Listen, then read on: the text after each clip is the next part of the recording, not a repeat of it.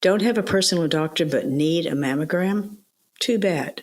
You can't have a mammogram without a doctor's referral, at least not until now. Learn how Amanda Gujral, nurse practitioner, is forging a path for women who have been bounced around the system way too long.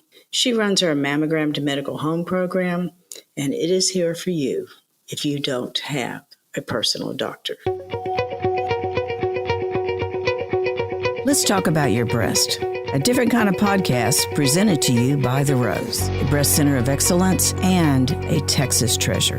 You're going to hear frank discussions about tough topics, and you're going to learn why knowing about your breast could save your life. Join us as we hear another story and we answer those tough questions that you may have.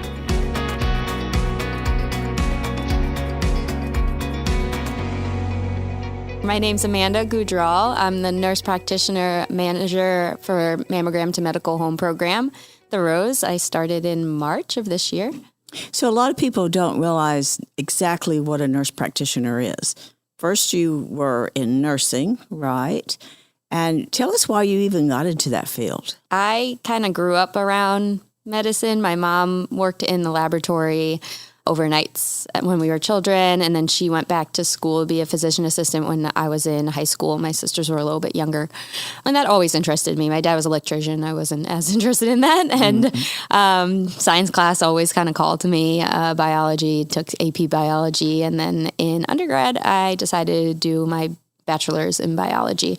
I wasn't sure what I wanted to do necessarily, kind of thought about being a dentist, going into medicine. My school, my undergrad school, Lafayette College, actually didn't have a nursing program. So I did all the prereqs. But by the time I realized I wanted to do nursing, I was like a junior or senior. So I did my bachelor's in biology and then went to NYU pretty much right after for accelerated bachelor's in nursing. I chose nursing because it's a great mix of everything. It's really incredible that you can be in this one career, but have multiple careers within your career. You can really go, you change units in the hospital, you learn all new things. And so it's a great life. I was looking for something that had a really great work-life balance as well, that allowed me to, in the future, be a mother, have a family, and not be completely overwhelmed with my job. So yeah, that's kind of how I felt. So originally you're from New York. From New York originally. Yes. Yeah, I'm born and raised in Westchester, New York.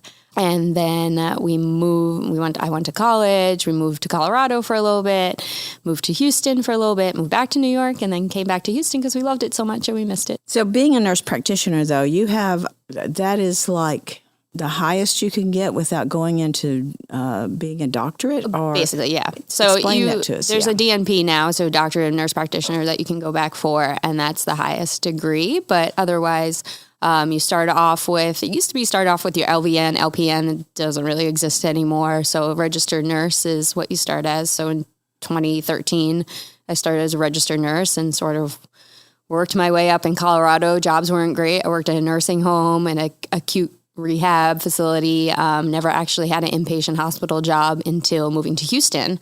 So that was a couple of years into my career. And then started, like most do, in med-surg, where you get that general knowledge and skill set. And then I really found myself starting to go towards oncology. So from being in Memorial Hermann Northeast, I started working at MD Anderson. And at MD Anderson, I was on the head, neck, and breast reconstructive floor. So a lot of acute post-surgery, very challenging. But again, I loved it because I learned a whole new skill set. And I was able to really get into that, what oncology was about, especially on the surgical side. Saw a lot of breast patients there. And my love for oncology continued to grow for the patients and for just the general knowledge and what I was learning in oncology. So then I moved to New York. It's hard to keep it straight sometimes. And started at NYU and did outpatient infusion. So doing chemotherapy for patients. So I got to see a whole different side of the oncology world and what the patients were going through with cancer. And then we moved back here. I was in interventional radiology at MD Anderson. Again, seeing a whole different skill set, being in there during their procedures, doing conscious sedation and monitoring the patient while the doctors did ablations and biopsies and all different procedures. And then all through that time during I was in IR, I was in nurse practitioner school, and I always wanted to go back as a nurse practitioner. That was always my goal. It's just life happened and we moved around a lot. And now that we knew we were going to be somewhere and staying in Houston, I was really able to get through the program through a couple of years. COVID happened. Some other things happened, but I was able to finish and start my nurse practitioner career. And it's different in the aspect of a registered nurse, because a nurse practitioner, it's more you're diagnosing and treating, where nursing, for me, got sort of boring as an RN, because it is a lot of its skills and it's critical thinking, but it is a lot of task-oriented things as well, especially inpatient. So being able to step back and kind of have my own opinion on my skill set, and after the training and going to school and earning my degree, being that person and that point for the patient, it's a little different than when you're a registered nurse, because the nurse practitioner, you're a provider. Like you can be their provider at that point. And it's very special, and I just love it. So you brought all of this oncology and general medical surgery, the reconstruction, all of this past experience and knowledge, you brought it into this position. So now tell us exactly what the Mammogram to Medical Home program does. This was something that was a Rose's response to what we were seeing as a need within our community.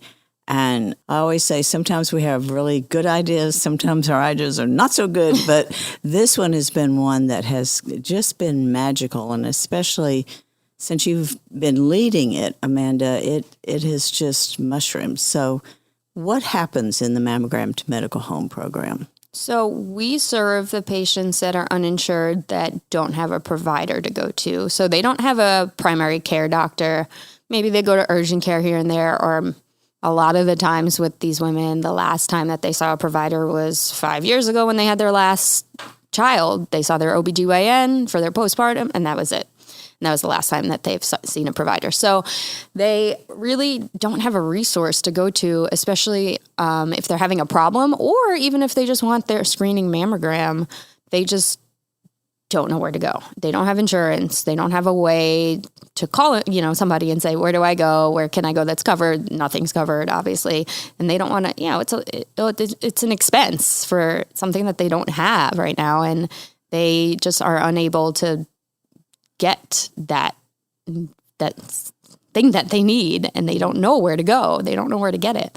So we are trying to get the word out there, because what we do is we are that provider for the uninsured patient that doesn't have one. We have them come in, they have an office visit, general wellness exam, a breast exam with me, and then I can be the one that orders their mammogram, whichever one they need, a screening mammogram, a diagnostic mammogram. Our goal is to get the women in that need screening, not necessarily have an issue. We want them to have their screening, so early detection, right? So that we can catch something early if they are to end up with breast cancer. But in the very beginning, especially when the program, in March when I joined the program, it was a lot of women coming in that they have a lump, they have this, they have an issue that they've had for months, and they just didn't know where to go. And they come in and, most of the time it's benign and it's nothing, but we've had about,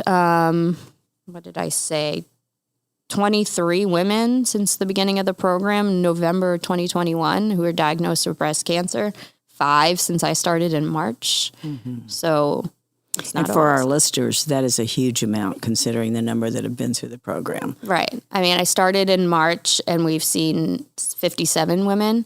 So that's like a 8.7% diagnosis rate. So it's pretty high. But the good thing is they're not waiting any longer. They may have waited for a while to get in, but now that they found the Mammogram to Medical Home, then they don't have to wait anymore.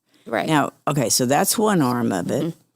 And the woman has had her mammogram, and it has a problem going on.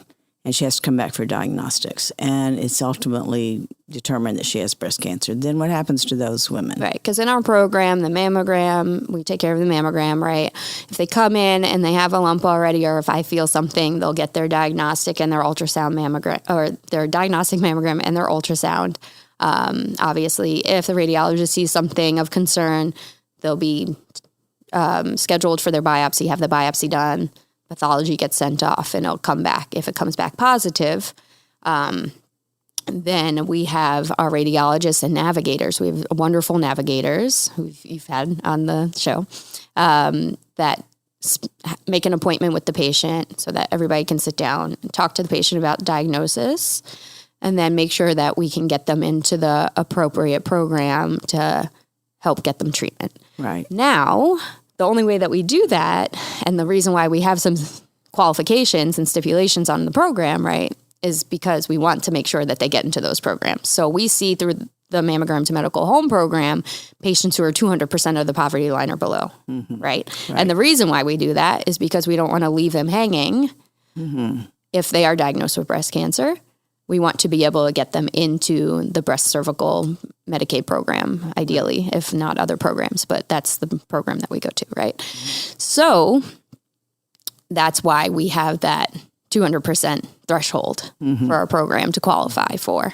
So it's for low-income, uninsured women who do not have a physician. Correct. You're serving as the physician in that case. Correct. So now what happens if there's nothing at all wrong with them? They had a screening mammogram. It's totally normal. That's great, because now they know of the rose, and they know that, of course, if they're of age, they're 35 to 40 years old, right? They can come back to us every year for their mammogram. Now, part of the program and why it's called Mammogram to Medical Home is because we make sure to navigate them to a clinic when we're all done. So if they had a mammogram, it's normal, everything's great, come back in a year. Now, we call them, my medical assistant calls them, Neri, and make sure that they follow up and go to a clinic. This clinic will go, they haven't had a physical. Maybe they haven't had a well woman's exam in 5-10 years. So they're able to go to this clinic, get all their health concerns and all their physical and their well woman's exam done. But also, so that's a point for them for that whole year and beyond. But they also now have a provider that they can get their mammogram order from and come back to us next year. Even if they're still uninsured, we see uninsured patients with a doctor's order, and we can help them with a payment plan or sponsorship. Right. And there are many different resources for women who are needing a medical home. There's community clinics, fairly qualified health centers, and like you said, they're going to provide that total health care. Right. If that woman's having blood pressure problems or any kind of other issue that's beyond breast, then she's going to have that care that she hasn't been able to access before. And many of them don't even know those centers exist. Right. Are most important, how to get into them. And that's what your program helps them to explain to them. Here's how it works. Here's how we're going to get you in. All of those kind of things. So I understand we have some success stories. This program's only been around a couple of years, but you do have some who have found their medical home and are now coming back with that referral from the medical home. I mean, I think that is fabulous. We know they got more than a mammogram. Right. A woman needs so much more in her life than just the mammogram, but at least it's a place we start. Right. And we try to counsel them. I mean, when they come through our doors and they come into my office and for an exam, we talk about any other health concerns. Oh, look, your blood pressure is high. You need to start monitoring at home. You need to follow up with the clinic that we send you to because, risks are organ damage, stroke, right? And a lot of the women aren't necessarily educated about those risks. And of course, they're worried when they see that and they hear that. So I hope that, our education about that prompts them to take their health seriously too and not put everybody else first. Right.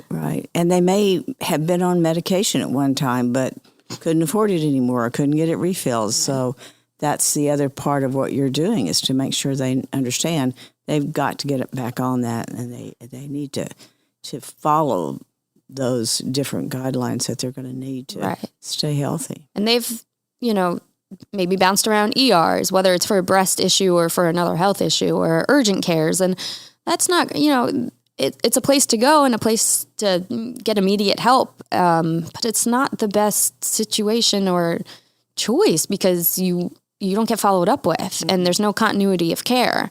And so, and then they say, okay, well, the ER gave me 5 pills for my blood pressure and they're out. Now, where do I go? What do I do? I can't afford it, or I'm not going to go back to the ER again. So it's hard. So how do women find you? Well, it's about us finding them at first, I think. Mm-hmm. So we, just getting the word out there about the Rose and about this program. So we've been doing a lot of outreach. My MANI,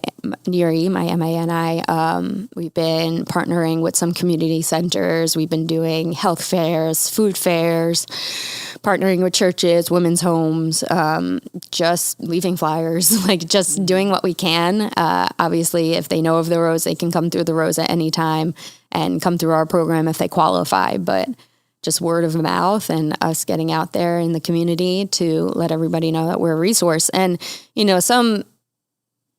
so far, it's been word of mouth, either us going out or a friend told me about the Rose, and then I called and said, I'm uninsured, don't have a provider, and they kind of get funneled to us.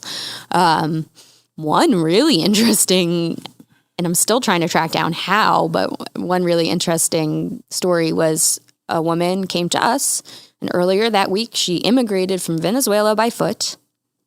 And she ended up okay. She felt like she had a lump, but it was okay. It was benign.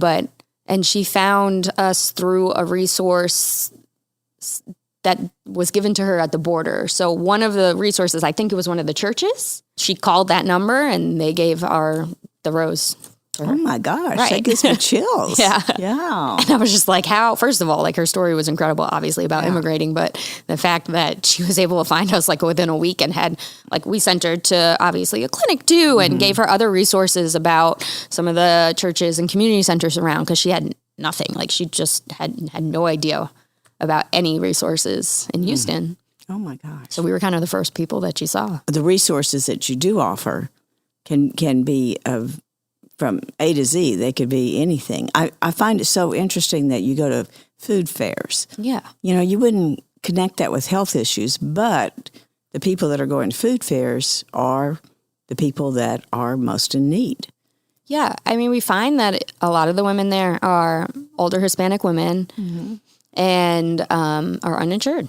Mm-hmm. And so it's our demographic and it's the population we're trying to reach, one of the populations we're trying to reach, but the need is there and they're all very interested. When we're there are a few tables that are set up for different resources. And you get their information if you can, while you're there. Sometimes it's a little fast paced. So we get there, we tell them about our program, hand out some flyers, some brochures, make sure I give them the brush spiel real quick about how to take care of yourself and how to do a self-exam and what to look for. But then we take their name, phone number, and we try to reach them a day or two later to kind of get all of their information, see if they qualify, and then get them in. I think it's amazing. What did you tell me, 30% or a little bit more than that come from the health fairs?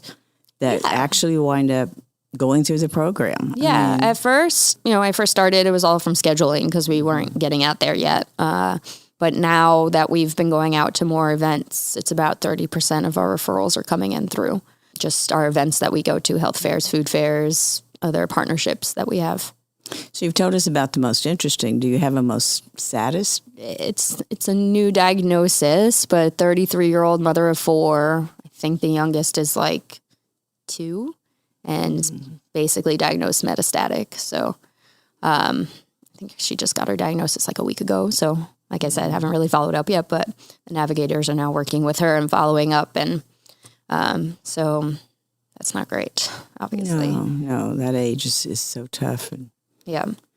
Having metastatic already. However, if she gets into treatment, there is all kind of possibilities that she's going to be around to raise those kids. Yeah, and that's why it's important, I don't think she really did self-breast exams. Probably has been busy with 4 kids, especially with a 2-year-old. And who knows how long it's really been there, you know? Now you notice something that's kind of growing in size and larger as it gets larger. So you say, oh, it's been there a month or two, but really it could have been there for a little bit longer, probably a lot longer, a few more months at least, depending on how aggressive it is. We haven't gotten the pathology back, I don't think. Of course, with her just having a baby, that adds to all the other things that could have impacted it. Right. And then you have, you know, if you're breastfeeding and you're not sure, is this just normal because I'm breastfeeding? Because things are all kind of wonky and different when that's happening.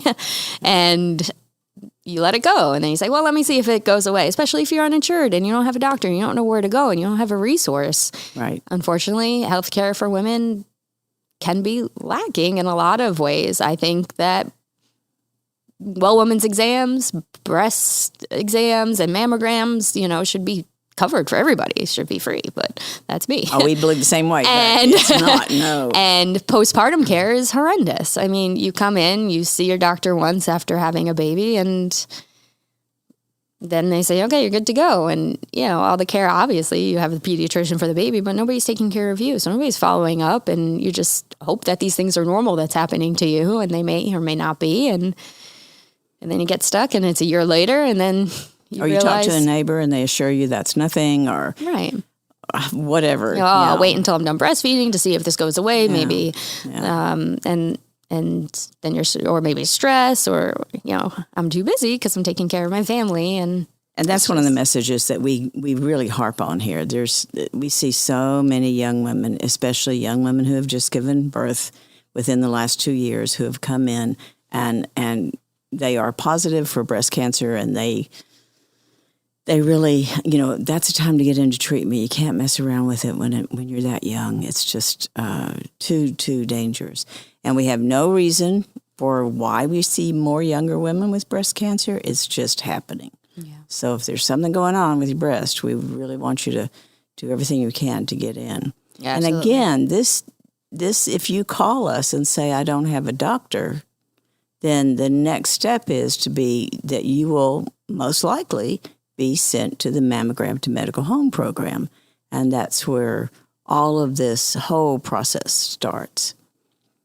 So, Amanda, nonprofit is not new to you. Tell us about your experience in the nonprofit world.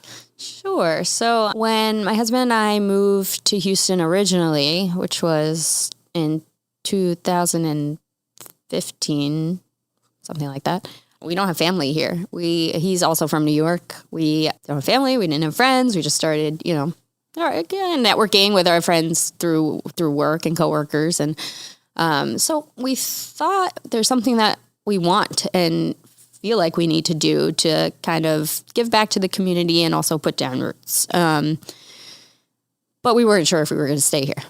And we didn't. We actually moved back to New York, but it was only for about a year. And when we moved back to Houston in 2016, then we were like, okay, we're going to do this. So my husband had mentored in the past with some organizations in New York. I hadn't, because he's in consulting and energy, and I'm in nursing, and felt like I was busy and gave all my energy to nursing. So he had some energy to give. But when we moved to Houston, we decided we wanted to do something to make an impact on the community. And so we started the Houston chapter of Minds Matter. And it's a national organization. It's a college access program for high school students. So we take the students in at sophomore year, and they're with us until they graduate. And it's mentoring, tutoring, and summer programs is basically the triad that we offer. So you actually started the program We here. started the Houston chapter, yep. So we had to kind of make a case for why Houston. They have 13 other chapters around the U.S., nothing really south, like Colorado, Southern California. That's really about it. So it was easy. It was easy because of the size of Houston and because of the need in the schools and the need of the students. It was easy to convince the board that Houston would benefit. And really the only issue was transportation of, you know, how do the kids, you know, get around to where we're going to meet, but we make it central, downtown, and we made it work. So we've been going on we're on our 6th year. It's been great. So your husband's very much involved. You're still somewhat involved. He was executive director. He stepped back. There's a new executive director now, but he's still helping the transition. And in between this time, you had 2 children? Yeah, we have 2 kids, a 2 and a 4-year-old. And you thought nursing made you busy. Yeah. Yeah. Yeah, that is the busiest job you will ever have. That's true. Nonstop. But so we've done all that. I'm still part of the volunteering board, but also looking to step back a little bit, but still be part of it. Our busy times during the summer, recruiting for the year, so it's not too bad. But we still want to be involved a little bit in some way because it's our baby. So, you touched on this a little bit before, but if you could change anything in women's health, what would it be? Oh, yeah. Just the education and access. I mean, it's just frustrating that women don't get, especially the surveillance and just the preventative care. Like, we're all about preventative care. And I think the country, our mindset, things have shifted about that preventative care is necessary and, for all the people worried about money, is cost saving. But it's the best way to ensure that we're healthy. And preventative care will supersede anything that you can do once you're diagnosed. So having well women's exams, having, mammograms at 40 and breast exams, and having all of that just covered. Finding a way to have that and have access to it, whether it's you just walk into the clinic or to somewhere that you can get a mammogram and say, okay, I'm due for my mammogram, eliminating some barriers. And it's the access that, we always say, well, it's financial or they don't have insurance. But I think you've touched upon something. Women don't even know how important this is. Right. And especially when you have so many other things that you're trying to take care of and so many other people you're trying to take care of. Right. And it's like, if, say you're 40 and completely healthy, then it might be on the top of your list, aside from whatever else is going on. You say, okay, I'm going to be due for my mammogram if they know that at 40 you're due for your mammogram. And I think most women who have been in and through a clinic know about pap smears and know that you need to get those well woman exams, but mammograms not as much. But if you have any other health issues, which most of us do, high blood pressure, diabetes, autoimmune disease, anything, that's going to supersede the need for surveillance and in your mind, right? Mm-hmm. And just juggling that and taking care of those things. Right. So then it's up to providers, if they see one, if not their family and friends who also may be in the same boat, to push and say, but this is really important because if you have a mammogram now at 40 versus 42, you might catch something that you then let grow for 2 years and it's late stage. It's going to affect your quality of life, the length of your life. Your options. And so I just think that talking about it is the most important thing we can do because so many women just don't even know. We go through the health fairs and the food fairs, and there are women that are 40, 45, 50 who have never had a mammogram. And, we have our low model of the breast, and I have the, sizes of the tumors that can be what sizes they are and what the mammogram can pick up. And I try to educate and show them that this is why you're doing it. And it's really important to do it. And I think also in their minds, like, every year, that seems like a lot. Right. It's not a one-time thing, though. Why can't I just get it now and then get it in a few years? And a lot of women do that. They skip it for whatever reason, because of access or time, or they just don't want to do it. And so just trying to drill home that it's so important to get it every year because things can change massively in a year. And if you do have breast cancer, it can grow and really affect the outcome. Right. So you're sending 2 messages. First, we got to do that routine, normal screening mammogram starting at 40 every year, no matter what. And the other one is if you found something, it needs to be checked out. Don't sit on it. Don't wait. It can be scary. thinking about all the possibilities of what you might find out from it is obviously a lot of the time a barrier, but we're a resource and we're here to help. And the longer you wait, the worse the outcome is going to be. Besides the mental agony that you go through just thinking, what if? Right. Yeah, I mean, we're here to get that question answered. Right. And denial is a tough thing. I mean, it's really bothering you. And that's the problem with breast cancer too, is you can go a long time without it really affecting your day-to-day. Unlike autoimmune or a blood pressure issue or diabetes, right? You can go a long time, just sort of not even know it's there. Right. Yeah. Well, not know it's there. And then once you might know that something's there, still putting it off because you're like, well, it's my breast. It's fine. Like I can do what I need to do and take care of what I need to take care of. And until it gets to the point where it's, massive, you can't ignore it anymore because other things start to happen. So, Amanda, we're so glad that you're a part of the Rose. And I think the other message that I would want to send is you're very accessible. I mean, you're there to hear their issues, to talk with them, and most of all, to help them understand this is a very scary time for any woman when you find something. And it's not one of those things that everybody knows much about. So I think that's a real key point to make sure that women know there's no silly question. There's no stupid question. We're here to answer all of them. Yeah, that's correct. And honestly, the Rose is the best place to go. I'm going to say it, the best place to go for this because you're taken care of throughout the whole process. It's not just you're going to imaging center and having it done and that's one and done and whatever happens, you follow up with somebody else. No, the Rose is there for you the whole time. Even through diagnosis, following up after, making sure you have everything that you need. So we really are there for every situation and for anybody. Well, thank you so much for sharing. And we sure hope that if anyone needs a physician and doesn't have one, they're uninsured, that they take that time to call the Rose and then you'll get connected with Amanda. Thank you again. Thank you for having me.